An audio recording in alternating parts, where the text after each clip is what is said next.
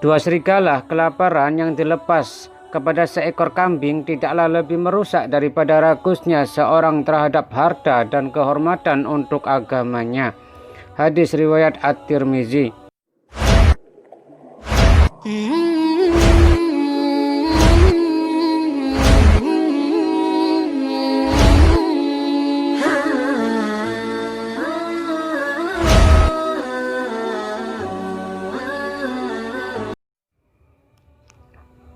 Bismillahirrahmanirrahim. Assalamualaikum warahmatullahi wabarakatuh. Alhamdulillahirabbil alamin. Segala puji bagi Allah yang memiliki alam semesta ini, dan kami curahkan kepada junjungan kita Nabi besar Muhammad SAW, sahabat beriman yang dimuliakan oleh Allah Subhanahu wa taala. Kemewahan dan gemerlapnya dunia ternyata telah mampu menjadikan kebanyakan manusia lupa tujuan hidupnya yang hakiki, mengubah orientasi utama mereka serta cara berpikir dan gaya hidup mereka. Tidak jarang karena ambisinya terhadap harta dan kedudukan mereka menerjang rambu-rambu syariat dan lupa akan undang-undang Sang Khalik yang penuh kemaslahatan. Begitulah fenomena yang terpampang di depan mata kita. Rasulullah SAW menggambarkannya dalam sabda beliau. Dua serigala kelaparan yang dilepas kepada seekor kambing tidaklah lebih merusak daripada ragusnya seorang terhadap harta dan kehormatan untuk agamanya. Hadis riwayat At-Tirmizi. Beliau juga bersabda SAW, seandainya anak Adam memiliki dua lembah harta, dia akan mencari lembah harta yang ketiga. Hadis riwayat Muslim.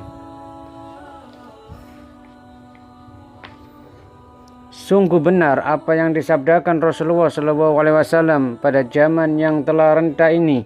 Kita saksikan banyak manusia yang tujuan utama hidupnya adalah mengumpulkan harta. Mereka menyangka akan memperoleh kebahagiaan hidup dengan berlimpahnya harta. Karena itu dengan berlelah letih dan bersusah payah mereka berupaya mencari sumber-sumbernya. Namun apa daya, hatinya tetap gundah dan perasaannya masih gelisah. Meski harta telah ada dalam genggaman, selalu ada yang membuat hati gelisah. Kadang-kadang muncul dari anak-anak, kadang-kadang dari istrinya, dan tak jarang juga datang dari usaha itu sendiri. Memang kebahagiaan yang hakiki bukan didapatkan dengan harta. Banyak pula yang menyangka bahwa kekuasaan adalah tempat kebahagiaan. Ketika dilihat mereka yang berkuasa dan bertakhta, tampak begitu bahagia hidupnya secara lahir. Kalau pergi mereka diantar, kalau pulang mereka dijemput. Ketika ingin sesuatu mereka tinggal memesan perintahnya. Tidak ada yang membantah. Akan tetapi setelah diselidiki lebih mendalam, kalau kita masuk menembus dinding istananya, akan terdengar keluh kesahnya. Dalam tahta yang tinggi itu terdapat jiwa yang rapuh. Sahabat beriman yang dimuliakan oleh Allah Subhanahu wa taala, dunia di sisi Allah Subhanahu wa taala sangatlah tidak berarti. Ia tak ubahnya seperti sayap seekor nyamuk. Sebab itu Allah Subhanahu wa taala berikan harta tersebut kepada orang-orang kafir. Bahkan Allah Subhanahu wa taala lebihkan dan penuhkan tempat penyimpanan harta-harta mereka. Allah Subhanahu wa taala baguskan penampilan dan kondisi tubuh mereka. Itu semua merupakan istidraj dari Allah Subhanahu wa taala yang akan berakhir dengan kebinasaan.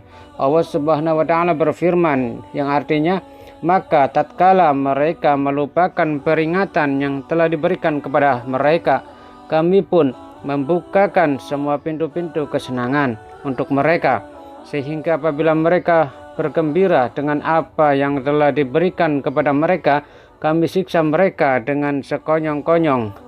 Maka ketika itu mereka terdiam, terputus asa. Quran Surat Al-An'am ayat 44. Sahabat beriman yang dimuliakan oleh Allah Subhanahu wa taala, orang-orang soleh tentu mengetahui bagaimana seharusnya menyikapi dunia.